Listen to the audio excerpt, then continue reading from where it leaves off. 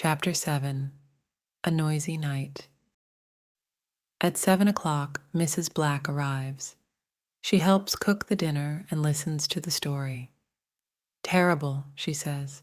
Every summer there are thieves in Stonecross. They know there are lots of tourists, you see. But you say that tourists don't come here, answers Laura. Yes. Well, it depends. Some summers there are a lot. Some summers there aren't a lot. Suddenly, a telephone rings. It is Mrs. Black's mobile phone. "Excuse me," she says, and smiles at everyone. She goes to the hall and speaks in a soft voice. Yes, okay. Don't worry. Everything's all right. I don't know. Perhaps tonight, perhaps tomorrow night. Okay, bye. My son, she explains. He's 27 and he doesn't know how to cook. Can you believe it? Mum laughs. I'm sure he prefers your wonderful cooking. Later that evening, everyone is playing cards together. Mum is winning. She always wins. Mrs. Black says, "Who wants a nice cup of hot chocolate?" During the evening and at night, it is cold in the house. They say, "Yes, please, Mrs. Black." But Laura says, "No, thank you." The housekeeper seems offended. "Why not?" she asks angrily. "Hot chocolate helps you sleep." "I can sleep with no problems, thank you," replies Laura. Mrs. Black is not very happy, but goes to the kitchen to make hot chocolate for the others. It is creamy, chocolatey, and delicious. "This is wonderful, Mrs. Black. What is the special ingredient? Do you have a secret recipe?" asks Mom. "It's my grandmother's secret recipe," she says, and laughs. She says goodnight and goes home. Soon, everyone is very sleepy and goes to bed. Only Laura isn't tired. It is the middle of the night. Outside, the sky is full of stars, but there is no moon. Everyone is sleeping. Mum is dreaming and Dad is snoring.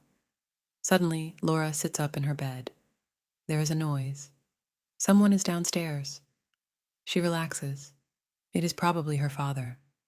He sometimes gets up and sleepwalks. But no, she can hear her father. He is snoring in his bedroom.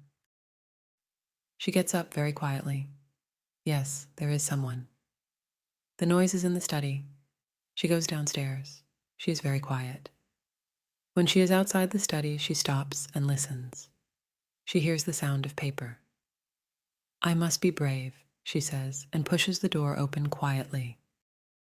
"Stop, thief!" she shouts, but to her surprise, she sees Mrs. Black. She is sitting at Uncle Stephen's desk, reading his notebooks. "Oh, Mrs. Black, it's you," says Laura. Hello, Laura. I can't find my car keys. Perhaps they are here. I don't want to disturb everyone." "Oh, all right," says Laura. But then she remembers Mrs. Black hasn't got a car. At that moment, Dad and Uncle Stephen arrive. They think there is another thief. Dad smiles and laughs. "Phew, it's Mrs. Black. Hello, Mrs. Black. You're working late tonight." Uncle Stephen doesn't laugh. "What are you doing in my study, Mrs. Black?" he asks. She tells him the story of the car keys. Uncle Stephen replies, "Tomorrow we can all look for the keys together. Now it's time to sleep. Good night, Mrs. Black." He opens the door and the housekeeper goes out. She doesn't look at Uncle Stephen when she says, "Good night, everyone." Chapter 8. Now I remember. For 2 or 3 days, everything is normal and everyone is happy. Mrs. Black says her son has got the car keys and they aren't lost after all. Laura looks at Mrs. Black but decides not to say anything. On Wednesday afternoon, Mom and Dad go walking. Dad wants to sleep hut. Mom says, "No, Andrew, you can't sleep all holiday." "All right," he replies, but he is not very happy. "What about you, Stephen? Come with us." No, thank you. I must work.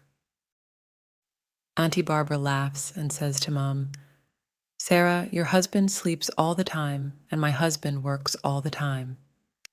Don't laugh, Barbara, replies Uncle Stephen. My work is very important. Everyone laughs. Sometimes Uncle Stephen is very funny. Today I want to work a lot. Please don't disturb me, he says and goes to the study. Can I come with you too? Asks Auntie Barbara. Of course, they reply.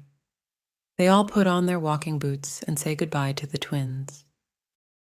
Max and Laura decide to explore a different part of the village. In the village, there is a small hill.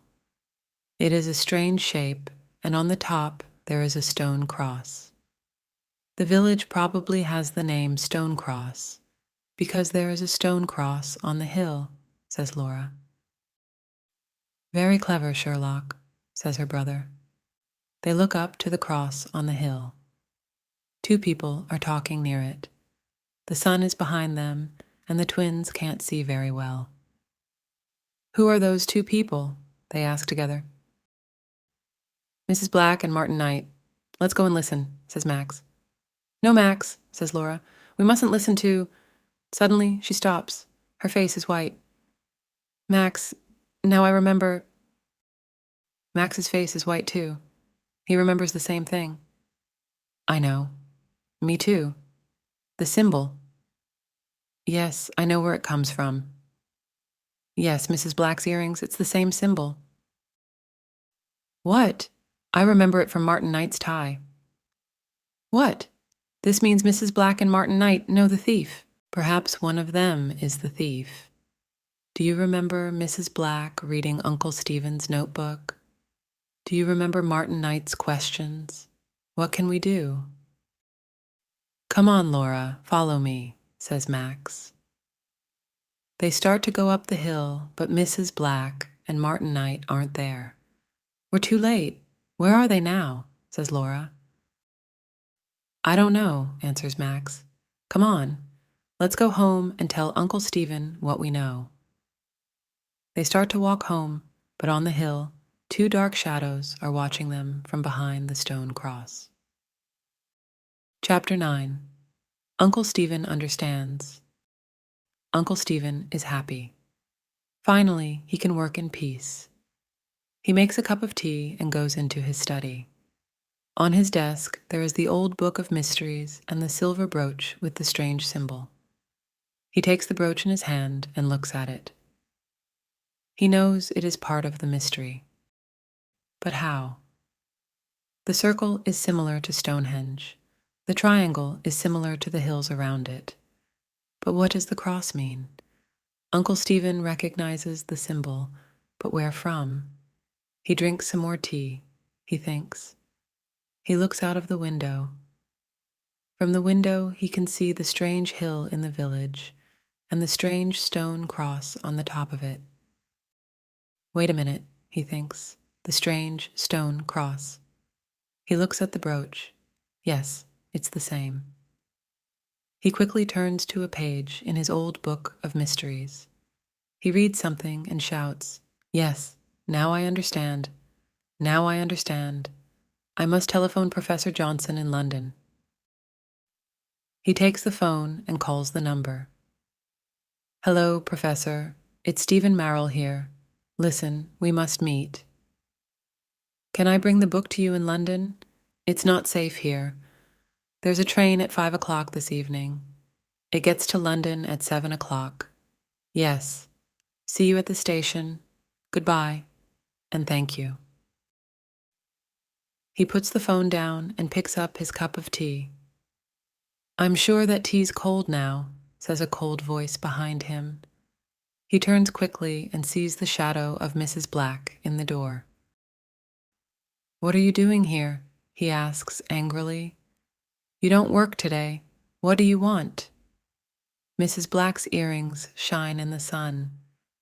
You know what I want, Morel, she says. Give me that book. Chapter 10. A Doctor's Visit. Max and Laura play near a river for some time hut, Later, go back to the cottage. Everything is quiet.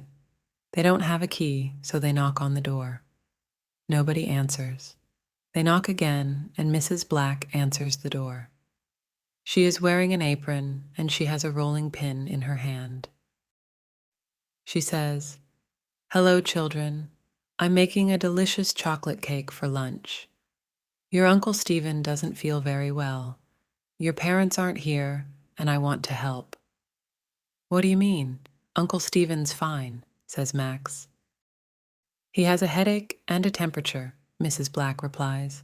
"He works too hard." This is very strange.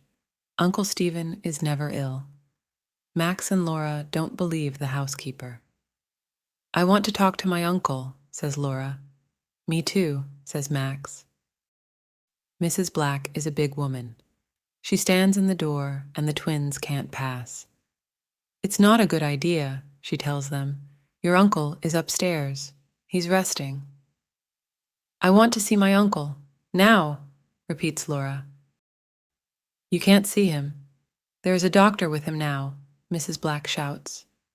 Laura pushes the woman, and she falls to the floor. Max runs past her, too. They go to the study hut. Their uncle is not there. They run upstairs. "Uncle Stephen, are you all right?" shouts Laura, but there is no answer.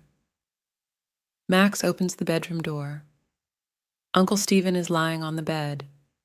He cannot move his arms or legs because there is a rope around them. There is a big hump on his head, and his eyes are closed. "Is he dead?" asks Laura in a frightened voice. "No, he's sleeping," Max replies. "Look, he's breathing." "Yes, he's sleeping," says a familiar voice. They look up and see a man in the room. "Martin Knight," they say together. "Oh yes," he laughs. "Your uncle is sleeping. Now we can take his book and discover the secret of the stones. Now no one can stop us, especially two stupid children." At that moment, Mrs. Black arrives. "I see you know my son," she says. She is holding the rolling pin. Suddenly, Max understands what she wants to do. "Quick, Laura." He pushes his sister to the floor. The rolling pin misses Laura's head. Max jumps up. He tries to take the rolling pin from Mrs. Black. Laura gets up and starts to run away. Martin Knight tries to stop her, but she is very fast. Suddenly outside, they hear the sound of a siren. It is a police car. "Quick, the police!" shouts Martin. He and Mrs. Black run. When they arrive at the door, there are two policemen waiting for them. They put handcuffs on the two criminals and push them into the police van. Laura telephones for an ambulance for Uncle Stephen. Max speaks to the policeman. "Thank you," he says, "but I don't understand. Why—" He stops.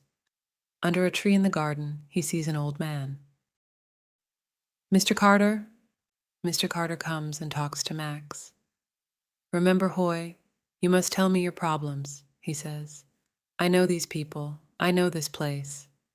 I know when there's a problem." "Thank you," says Max. "You're welcome." The old man smiles. "Now, how about a nice cup of tea?" Chapter 11. The Secret of the Stones. The next day, everyone is at the hospital. Uncle Stephen is in bed. The doctor says that there is only one problem, the big bump on Uncle Stephen's head. Uncle Stephen opens his eyes. "Hello, Barbara. What day is it?" "It's Thursday, darling." "Oh, hello, Andrew. Hello, everyone. What are you doing here? Don't you have school today, children?" "It's the summer holiday," Laura replies. "We're in Stonecross, remember?" says Max. "Stonecross? Holiday? No, I don't remember. We're in London. I think—" Uncle Stephen doesn't remember. He doesn't remember about the holiday, about Mrs. Black and Martin Knight, and, most important of all, he doesn't remember about the secret of the stones. "You remember the symbol, the brooch, The old book of mysteries? They ask him. He smiles and says, "No, sorry." A policeman arrives. He tells them that the two criminals, Martin Smith and his mother, Dorothy Smith, are part of a secret organization. The name of the organization is the Black Knights, he says. They want to find the secret of Stonehenge and use the secret to become rich and powerful. Mr. Morel is the only person who knows the secret, "But I don't know the secret," says Uncle Stephen. "I'm sorry, everyone, but I can't remember." "Perhaps it's the best thing," says Auntie Barbara.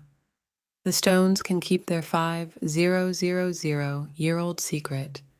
It's not right to take it from them now." Everyone agrees.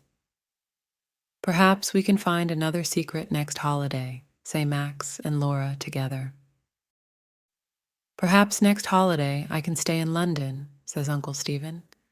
He rubs the bump on his head. Poor Uncle Stephen. Everybody laughs. "No more adventures this summer," says Max. "But perhaps at Christmas," says Laura. "Who knows?"